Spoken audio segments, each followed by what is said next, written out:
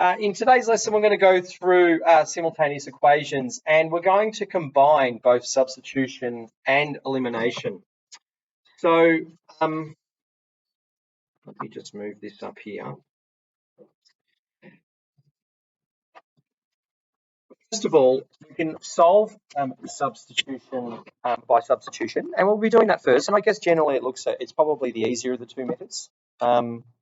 It just depends on how what you get. So you can see here. Can you see here I've got y in terms of x?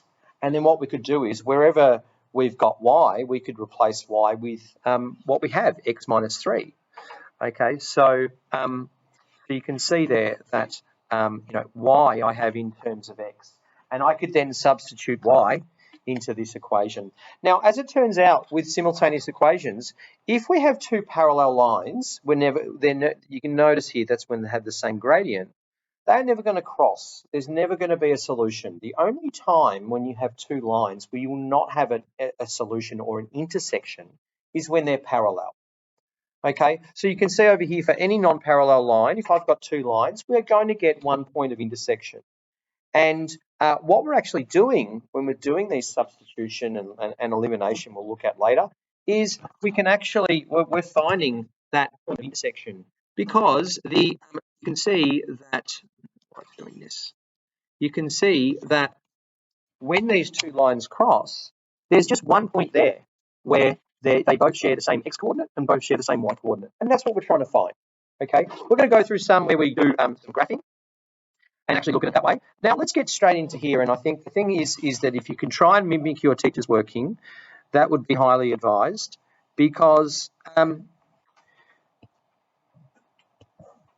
let's do that one because there is a certain method to do these. Now what we're going to do is I'm going to call equation 1, I'm going to call that y is equal to x minus 4. Please label your equations because it's good practice to do so. And equation 2, I'm going to call this 3x plus y is equal to 4. Notice that that's not in y equals mxc form. Now, it says here solve the pair of simultaneous equations using substitution. Sometimes, I guess, you're going to have a choice of substitution or elimination, but we are told in this case using substitution. Now, what I'm going to do is I'm going to sub 1 into 2. Okay, and this is sort of what you want to be doing when you're doing this, because you can see here I've got y in terms of x, and so that whenever there's a y, I'm going to replace it with x minus 4. Suddenly there's two unknowns, now there's one unknown. So let's do that, 3x plus y. Now y is x minus 4, isn't it? That's equation 1. So when you have like y in terms of x, it's probably a good choice to do substitution. It's going to become a lot easier for you. I'm going to write that y as x minus 4 and then 4. Now you can see there we've just got the one unknown. 3x plus x is 4x. 4x minus 4, well, minus 4 is equal to 4. Add 4 to both sides. 4x is equal to 8. So that means that x equals 2. But we're not done yet because we've got to solve for both the x and the y. So what we can then do is we just say that when x equals 2, we've just found that, you could sub it into any equation, but it would make sense to sub it into this one because it's going to be a little bit easier, isn't it? Y is equal to 2 take away 4, which is minus 2. So therefore the solution is actually we want to be given the coordinate 2 and minus 2. Now, I want you to keep that 2 minus 2 in your mind because this thing here, I'm going to just show you, we're going to get it into y equals mx plus c form. I'm going to subtract 3x from both sides, which is going to be that. So that is the first line. That's actually equation 2 if I was to rearrange it. Equation 1 is obviously y equals x minus 4. Now, if I was to put that into a CAS calculator, x minus 4 and 4 minus 3x, let's start a new document, and you can feel free to try this as well. So I'm just going to start a new document, and the first one is so it was y equals 4 minus 3x. Boom, there it is. And the other one was x minus 4. Press tab, and now you can see there that I could zoom out, but this point here, hopefully you can see just by here, it's 2 and -2. But the way to do this is, particularly if you've got like the calculator section of the exam, you're going to need to be able to do this, and we'll look at those, some of these a little bit later. Analyze graph, and we want to go to the intersection. Okay, now what happens is you've got this line. You use your mouse and you scroll across. You need to pick a point which is the lower bound, point to the left. Okay, you then push your mouse down. Okay, push the hand down, and then you can then slide it across, and you can see there that we've got our point there, which is 2 minus 2. And that's what we just found by hand. So you're going to need to know how to do it with a calculator and also by hand. Okay, so there you go. That is the intersection is what we've just found, 2 and minus 2. Okay, so now what we'll do is we'll go through the next one. Very much the same. We're going to, first of all, I'm just going to let equation 1 equals y is equal to x plus 4. The reason why I call that equation 1, you don't have to, is because I want 1 to go into 2, because we've got it in terms of y. Okay, so that's going to be x take 2y is equal to minus 7. And what I'm going to do is I'm going to put 1 into 2. And therefore, wherever there's a y, I'm going to replace it. Let's do a bracket. Minus 2 times bracket y, which is now x plus 4, isn't it? Okay, so now let's expand the bracket. So it's going to be minus 2x and minus 8. And that's going to be x minus 2x minus 8 is equal to minus 7. Now, if we x take 2x is negative x, and we're adding 8 to both sides, so that's going to be 1. Minus 7 plus 8 is 1. Now, we don't want minus x, do we? We want, technically, we really want to divide both sides by negative 1. Okay, and that's going to be x is equal to negative 1. Again, we found x. Now we're going to do is when x equals minus 1, let's throw it into the y, and it would make sense to, well, y is equal to minus 1 plus 4, which is 3. So therefore our solution is, that's what we need to do. We need to provide a coordinate, x, y. A coordinate is a set of a pair. It's an ordered pair of points, x and y. So that's what you need to do. This might be worth 3 marks. This is going to be like your answer mark. You know, basically saying what you're doing is sort of going to be a method mark. And then, of course, you know, maybe finding x and subbing into the y would be another method mark. Okay, so something like that would be on an exam or a test. It's probably about 3 marks, maybe 2, just depending on how easy it is and that sort of thing. So, okay, let's have a look at this. Now, if you're trying this, it might be worth having, well, actually, this is an example of where we've both got them in terms of y. Okay, so let's do this really quickly. It's pretty straightforward, actually. You can see there that I'm going to call y is equal to minus 3x plus 2, and equation 2 is y equals 7x minus 8. Now, it doesn't really matter which one is. This time, we've done 1 into 2 twice. Let's do 2 into 1. Okay, 2 into 1. And that's going to be, well, wherever there's a y, I'm going to replace it with 7x minus 8 in the first equation. So 7x minus 8 is equal to minus 3x plus 2. And, well, it would make sense to add 3x to both sides. Add 3x to both sides. That's going to give us 10x minus 8 is equal to 2. Add 8 to both sides. 10x is equal to 10. You guessed it, x is equal to 1. And if I was to throw that into either equation, let's throw x into there. 7 times 1, y is equal to 7 times 1 minus 8, which is negative 1. Okay, so therefore, the solution is 1, negative 1. Now, I encourage you to, if you're watching this video, to have a go at this one. I'm going to pause the video now, and I suggest if you're watching it, give this one a go. See if you, now, let me just talk you through it. The line y equals 2x intersects with the line y equals x plus 6. Let's try and get a bit of a visual about what we're trying to look for. Y equals 2x goes through the origin, and it's going to go, it's going to be steeper than the line y equals x plus 6 because it has a gradient of 2. Now, the thing is that we know that two lines which are not the same gradient, they're going to absolutely cross at some point. Now, intersects of the y equals 6, it intersects at the point A. Okay, so let's just say we've got something like this. So they're going to intersect at this point A, and it doesn't. We don't know what it is. Find the equation of a line that passes through A and has a gradient of 3. So if I go ahead and let's do that in the green line. We basically, it wants to pass through that point, okay, and it's going to be a steeper gradient. That's what we're trying to find. We're trying to find the equation of this line. So it's obviously not just a straightforward question, but what we can say is, we want to find where they intersect. Okay, we know that we're trying to look for an equation, but let's find where they intersect. So I'm going to start you off.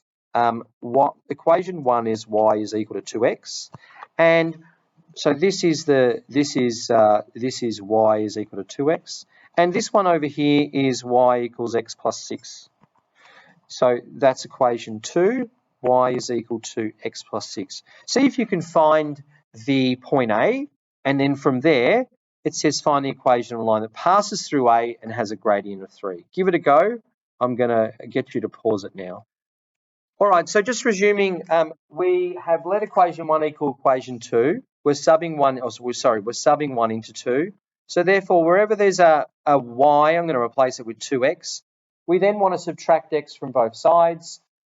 We then find x to be 6. We sub into either equation to get 612, which means that point A, this point here, is 612. And now it just says find the equation of a line that passes through A. So the equation is going to be, it says passes through A and has a gradient of 3. So it's going to be y is equal to 3x plus c. And because it passes through A, that's the point 612 must be on that line. So it's like finding an equation of a line as well. So 12 is equal to 3 times 6 plus c. 12 is equal to 18 plus c. Subtracting 18 from both sides, c is equal to minus 6. So the answer is we've got an equation parallel to, gradient of 3. That equation is y is equal to 3x minus 6. So that would be over here, that would be 0 minus 6. As it turns out, this would be like, we could later on find the intercept if we want. We're not needing to sketch the graph, okay? But I'm just showing you. That's not a bad, to be honest, it's not a terrible, just a very quick sketch. It's fairly accurate enough. You don't need to sketch it in this case, but you can see there that the equation was y is equal to 3x minus 6. Okay, now I won't go through this worded one now. It's much the same. That is it for substitution. It's probably a little bit easier for the most part than elimination. Now, I'm going to go through elimination really quickly, but with elimination, the difference is that if we've been asked to use elimination, then we can't substitute one into the other. We've actually got to eliminate a variable, okay? So let's do equation 1. Now, you've got to be careful. Leave yourself a little bit of space, because what's going to happen is we might need to alter those equations. We might need to multiply, well, generally we'll need to multiply them by a number, okay, so we can eliminate them. Now, I'm going to leave a little bit of room, and equation 2 is 5x minus y is equal to 14. Now, if you think about it, can you see there, what is a way if I can add or subtract those equations and eliminate a variable? Yeah, so, and that's a really good point. If you want to, can you see here we've got positive y and we've got a negative y. So if I added equation 1 and equation 2, then it's like, it'll be like on, just let's focus just on the left-hand side for now. It'll be like x plus 5x, which would be 6x. It would be plus y, we're adding minus y, so it'd be plus y minus y. Can you see there that the y's would be eliminated? So, and then of course, so let's do this, but now we don't need to change any of those equations. So, but later on we're going to have to. Okay, so let's go over here. What we're going to do is I'm just going to do equation 1 plus equation 2. And I'm just going to show you, we're going to just do the left-hand side, because what you're going to do is you're adding the left-hand side, you're adding the right-hand sides. Let's just do the left-hand side. The left-hand side is x plus y, and then, so we've obviously done that, and then we have to add 5x plus, negative y, if you like. So we've now done that. Now, that's going to be x plus 5x, but look, we've got a positive y and a negative y. They cancel. So the left-hand side is going to be 5x plus x, which is 6x. Now let's deal with the right-hand side. Okay, the right-hand side. Now the right-hand side is, well, it's 4 plus 14, which is 18. Okay, so therefore, we know the left-hand side is equal to the right-hand side. Therefore, we can say, now you don't have to do it like this, but it's just worth noting that you have to add the left-hand sides of the equation. You have to add the right-hand sides. 6x is equal to 18, therefore x is equal to 3. And now what we could do is I can just sub it in either equation. I'm just going to throw it into this one because we know that 3 plus y is equal to 4. So therefore y is going to equal to 1, isn't it? Okay, so y is equal to 1. Generally speaking, it's good to provide the answer as a coordinate. Okay, technically though this is right. I probably wouldn't mark you wrong, but sometimes a question might ask for the coordinates. Okay, because it's actually, yeah. So it's probably good, especially when you go into maths methods and things, you really want to give your answers in coordinates. Okay, so let's try this one. There's, we're just going to do one of them. Now, I just want to show you that, see over here, I won't actually do A because B is going to be a little bit harder. We'll do B, but with A, we've got y is equal to, y minus 3x is equal to 1. Now, you could probably just rearrange that and make it substitution, but again, it says using the elimination method. If you have a choice, do what's easier for you. Substitution is a lot of the time easier, but sometimes it's actually easier to do elimination, especially in the example we just had then. So you can see here equation 1 and equation 2. Here's the dealio though, that we don't have the same value of y or x. So we could do a few things. Well, I think before we had opposite signs. We had a positive y and a negative y.